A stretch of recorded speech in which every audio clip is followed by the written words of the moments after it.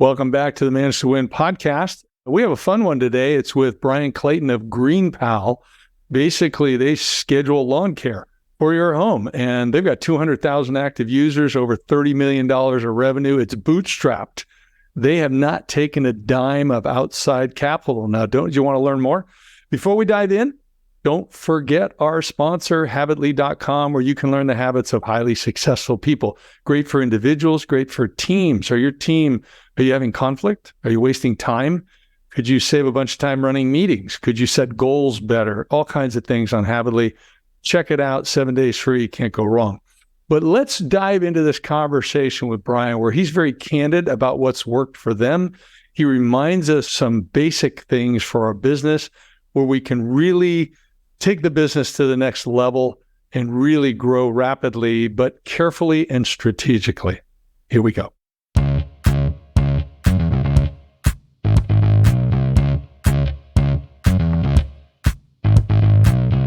Bryan, really glad to have you here. I am curious, you have grown a company amazingly fast, over $30 million, and without any outside capital. I don't know where you want to start on that, but I know everybody in the audience is like, hey, you did that. I want to know. Well, thank you, David. I appreciate that. Yeah, I'm CEO and co-founder of a company called GreenPal, which is like Uber, but for lawn care services. And so, yeah, I mean, I guess kind of fast, but GreenPal is a 10-year overnight success. My co-founders and I have been at this thing for a decade, and it really was below the radar for like the first 7. So it's the last 2 or 3 that we've been able to break out and figure out how to do this. But yeah, it was very much an exercise of faith in the early days. Let's just say that. Well, so what created the breakout moment? I mean, there's some people that try to rush these startups and it doesn't work out. And I've been one of those people. And then you have other people that, are comfortable with spending multiple years kind of building, grinding it out, kind of fine tuning, and then something clicks. So what clicked for you guys? Yeah, it wasn't until I had to kind of get out of the way and figure out how we were going to replicate more of what my co-founders and I were doing. So there's the Holy Bible of small business, the E-Myth by Michael Gerber. He talks about this in that book, building out a org chart for your business. And you might say, well, I'm not big enough to have an org chart. Well, yeah, you kind of need to go through the exercise of doing that. And you just imagine like this organization with all of the roles that you need that you're kind of doing in your spare time. And as time goes on, you need to put specialists in those roles. And for me and my co-founders, we were doing everything for the first 5 or 6 years, kind of like one-arm paper hangers. And it wasn't until we went through the exercise, okay, these are the specialists we need inside the organization that we're kind of doing in our spare time on a Wednesday afternoon. We need somebody to take this on full time. And defining what success looks like for every one of those roles and slowly doing that and making those things kind of stand on their own from an economic perspective. And figure out how to get the right people in those roles. Did we start to notice the numbers kind of take off? But we needed to go through the first 3 or 4 years to figure out how to make it work, kind of nail it, then scale it. It was very difficult in the early days because it flat out just wasn't a good experience. We had to fix that first and then figure out how to build the organization around that. So I understand the concept, and you've got to get off doing everything yourself, and you've got to get some specialists in. But how did you set those objectives for them to make certain that they had the success you wanted in one of those roles? I don't know whether you can choose a role and give us an example. So yeah, some meat on the bone a little bit. Yeah. So every time I've ever tried to delegate something I've never done myself, it's always blown up in my face, always been a failure. It never has worked out. And so this goes to everything from copywriting to product design to SEO to literally writing code and software development. My co-founders and I had to get like 80-20 good at all of these things to get this thing off the ground. And then we started to understand, okay, this is what success looks like. This is what somebody that knows what they're doing, who's good at this, can take it, do better than I can. But at least I know what success or failure or mediocrity looks like because I've done it enough, and even at like a half-ass level, I've done it enough to where I know what success looks like. When we first started GreenPal, my co-founders and I, we didn't know how to code. None of us had ever built a software product before. And the first thing we did is we delegated it. We thought, well, all we have to do is just hire a dev shop to build what we think GreenPal should be. And we're good at marketing. We'll market it, but they should build what we think it should be. And then we'll market it. We'll be off and going. And that was a huge failure. It wasted 9 months of time, like $150,000 of our own cash. And we learned a very hard lesson that it's really impossible to delegate something that you don't have that 80-20 acumen around. So we had to go back to the basics, go to YouTube University and learn everything we could get our hands on and like absorb everything we get our hands on around software development, product design, how to market the damn thing. And that took 3 or 4 years. And then, and only then were we in a position where we could build out a team around us, given what we knew and the needs that we had and what success would look like in every one of those pockets. So as a specific example, I mean, pick any one of these. SEO. SEO is a good one because that's how we get 60% of the people that use our product. How do people find out about us? Well, they search for a lawn mowing service in Lincoln, Nebraska. We pop up as an option for them to consider. It took a long time to figure out a strategy on how to do that. And so in the early days, the first thing I did was went to Upwork and hired an SEO agency and just spent $5,000 a month doing that. And there's like a hope that it would work. And as we know, hope is never a strategy, and it didn't work. And they were doing all sorts of things that weren't good for the property, weren't good for the product, and shady things that ended up biting us in the butt later. But I didn't know how it worked. So then I had to like pour over SEO blogs for a year and take online classes how to learn how to do it, and came to understand that I made a big mistake hiring this person. And then so as time went on, we did it ourselves. We built our website in such a way that it's congruent with what Google's looking for. We understood the value of PR and backlinks, and we went after that type of coverage and those types of links and did it ourselves. And then now today we got an SEO team of like 14 people that have all of the skills that they need for the little piece of the puzzle to make SEO work. Wow, that's really interesting. You got 14 people on SEO. Do you supplement at all with 14 people? Probably not. Do you supplement at all with any outside agency in addition to those people? It's something that we're always, the dream is just to be able to hire an agency and let them take it on, right? That I would love to be able to do that. Take the money we're spending with our in-house team and just have an agency handle it, even if it was more expensive. I would love to be able to do that. The reality is I've never been able to do that successfully because I think to be good at SEO, it has to be part of the product. It has to be part of what you're doing. It has to be kind of in the DNA of what the business is. And so it's not like you can just build a product. Sometimes you can, but not in our case. Build a product and then sprinkle on some marketing and SEO on the end. It's like, no, the SEO is really part of the product. And so for us, there's a natural exhaust that occurs through our platform in terms of like we get pricing data, we get reliability data, we get square footage data around properties and what size they are and how much it costs to do certain services and weather data and so we get all this information that's occurring and we package that as content and to help us rank at local state city level keywords.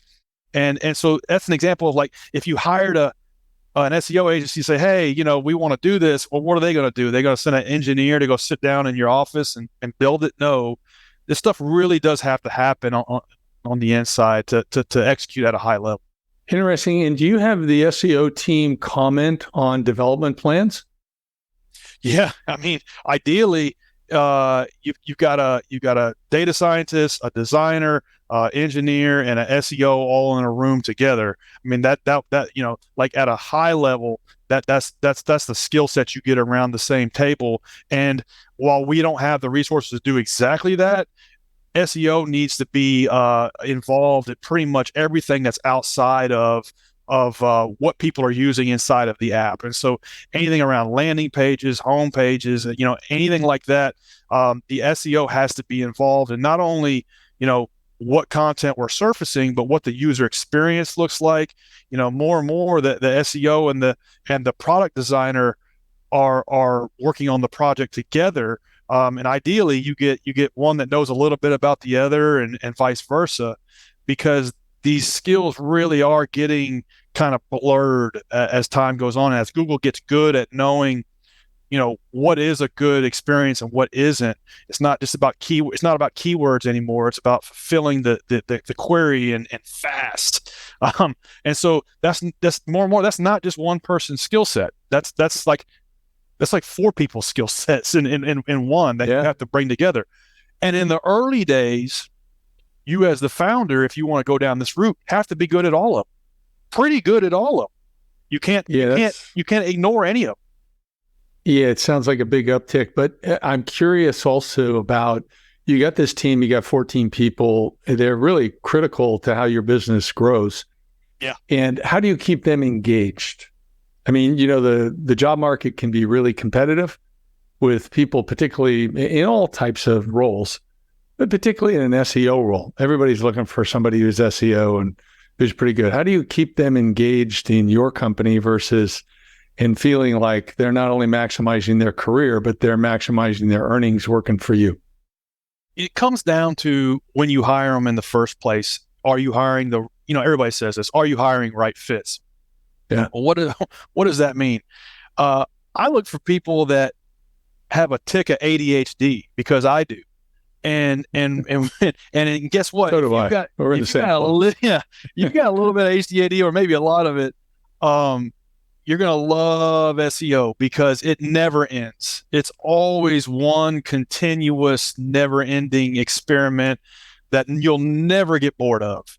And that's one of the cool things about it. It's, like a lot of people get bored with their job because it doesn't change. It's the same thing every day. And yeah, there's been like periods of SEO that might feel like that, but you just wait, it'll change. And now we're going through a huge change now with what generative AI is going to do to SEO. And so looking for people that are naturally curious, that might have a touch of that ADHD like I do, that want a role that's always going to be dynamic, evolving, and changing and challenging. Not to say that like I've figured that out as a silver bullet, but that's something that has increased my chances of success of hiring the right fits. And then when you identify somebody's not the right fit, you have to prune them out quick. It's not good for them. It's not good for the team. So making that decision quickly and not trying to sweep it under the carpet is something else that I have to hold myself accountable to make sure we have the right team working on this. Yeah. So, and how many of your people are working in an office versus out remotely? We used to be half and half, but now we're 100% fully remote. We've got 3 people in one location, but that's only like here and there.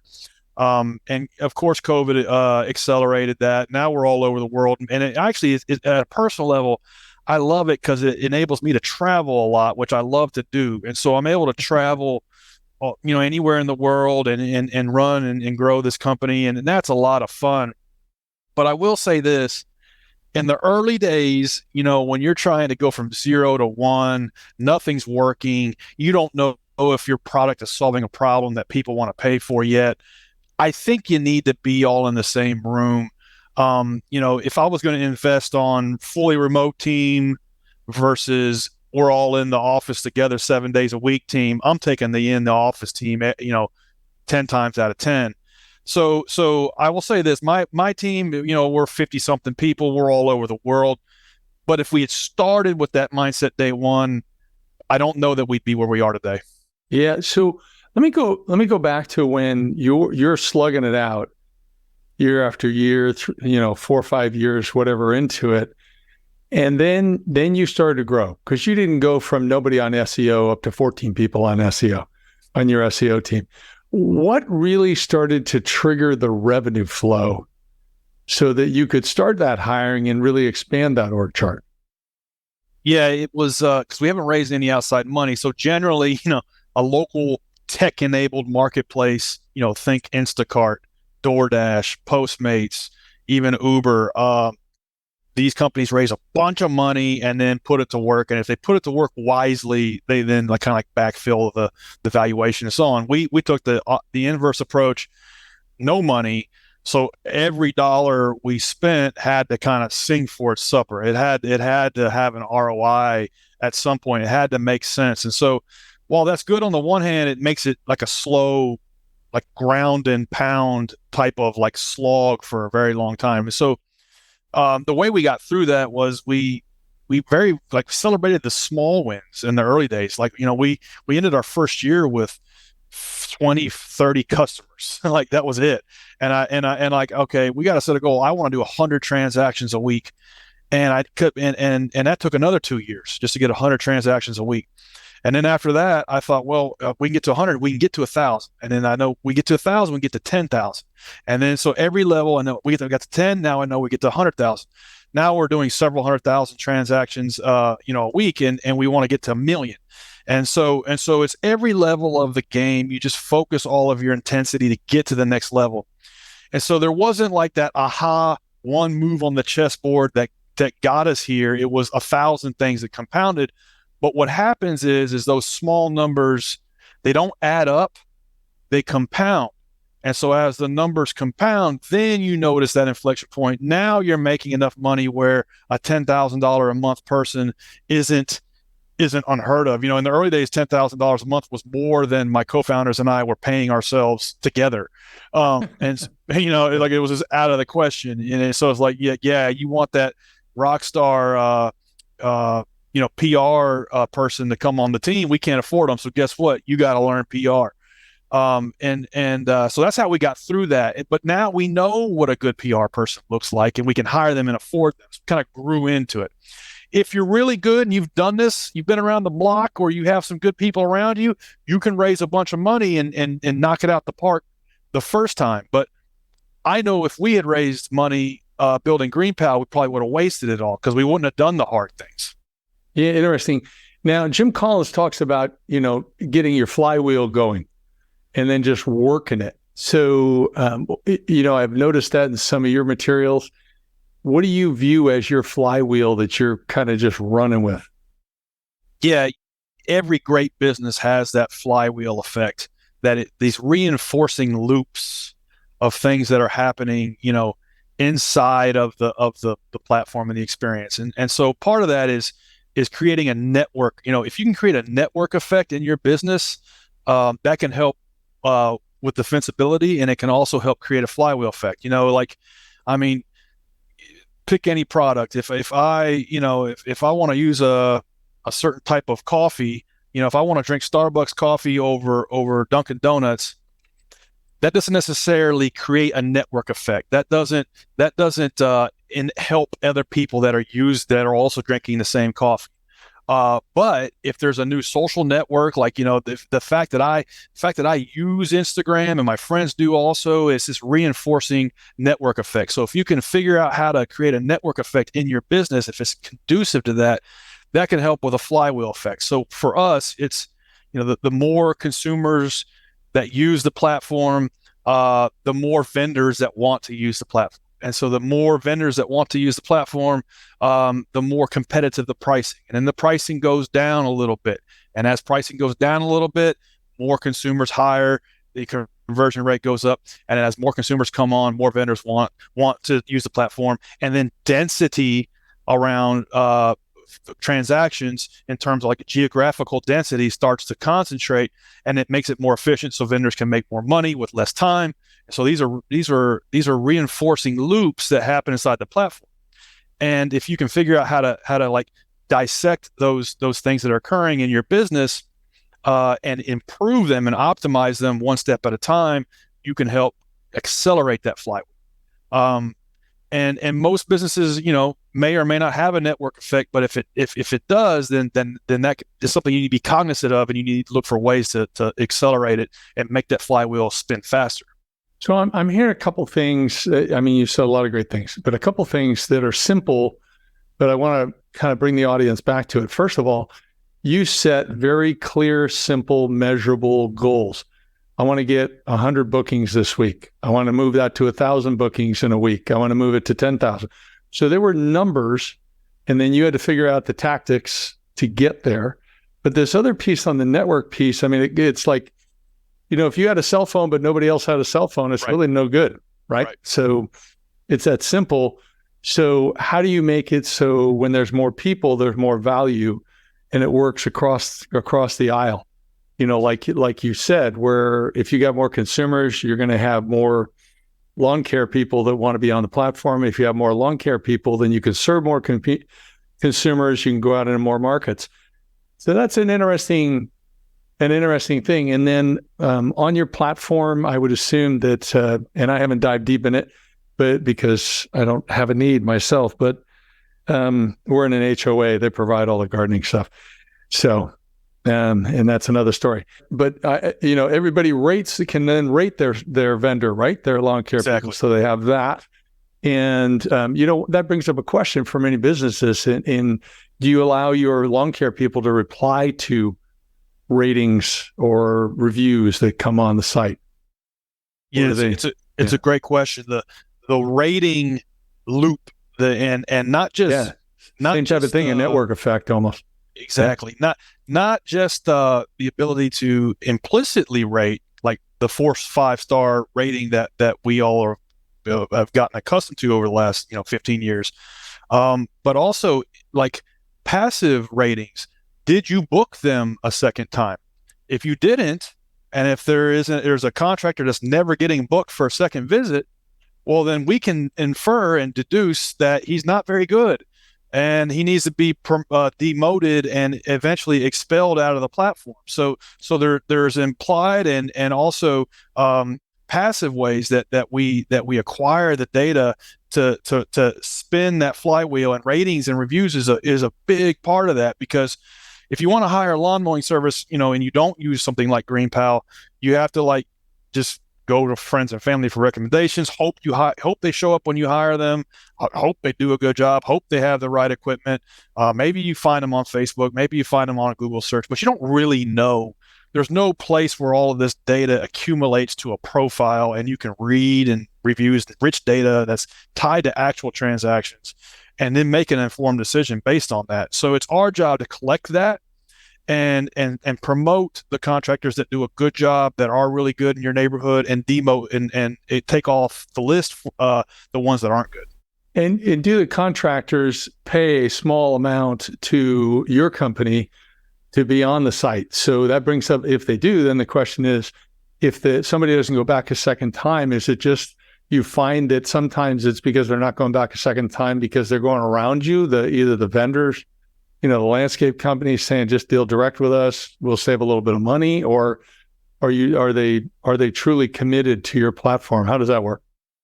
Yeah, it's a great question. So a couple things.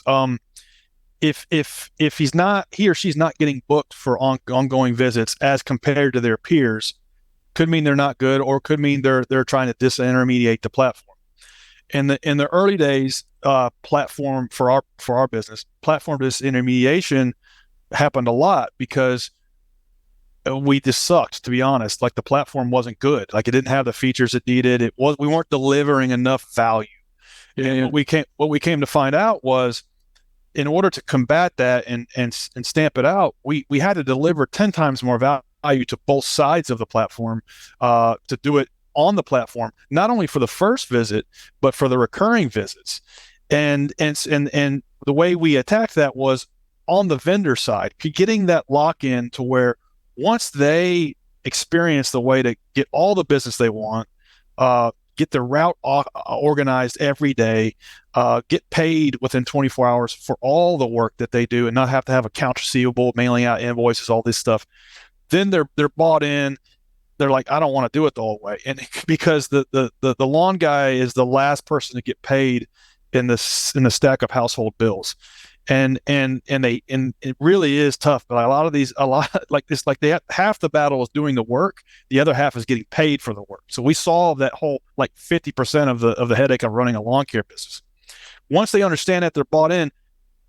Even if the homeowner requests that they pay them through cash check or Venmo or something, you're like, no, it needs to go through the platform. Now, if they're only doing 1 yard every 2 weeks, then they're probably going to go off platform. And so it's our job to fill their route up and make it to where it's a no-brainer. Like the gold standard on this would be if you were taking an Uber ride to the airport and the airport driver pulled over just before he got off the exit to go to the airport and turned around and said to you, hey, go ahead and cancel it on the app. We can both save $1.50. You would never do that. And so that's we have to get as close to that as we can. And as time goes on, we make the experience better and better and better. Yeah. And I want the audience to hear that that's really what you got to do with your clients is make it better and better and better. So you can hear Bryan, he didn't take a legal route of, we chase after people with lawyers. To use our platform. That's not going to work. But instead, it was all focused on value. And if I'm hearing you correctly, Bryan, it was focused on value for the end user, the customer. That's right. How do I track things? And if I got a problem, can I get a refund easier if I'm working through your platform?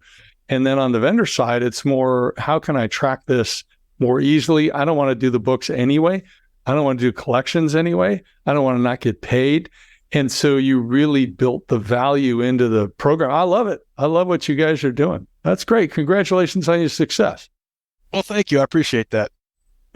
Well, as we close out, is there any last bit of advice or a story you want to tell to the audience? But I think a lot of good nuggets here for people to consider.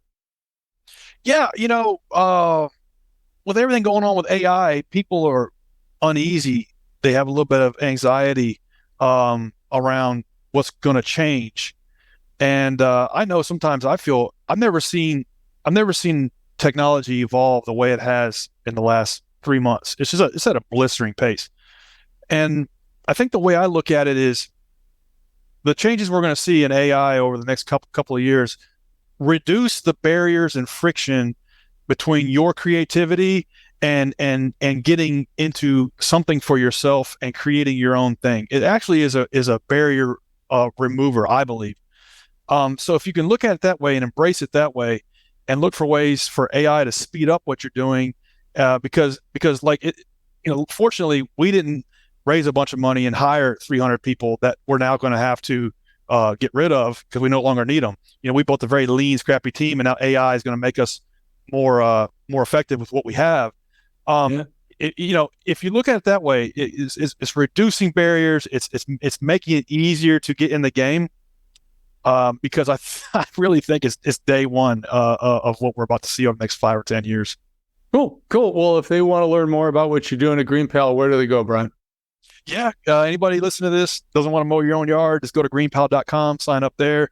Anybody wants to hit me up, find me on Instagram, Bryan M. Clayton, just drop me a DM there. Fabulous. Thanks so much for being on the show. Thanks, David.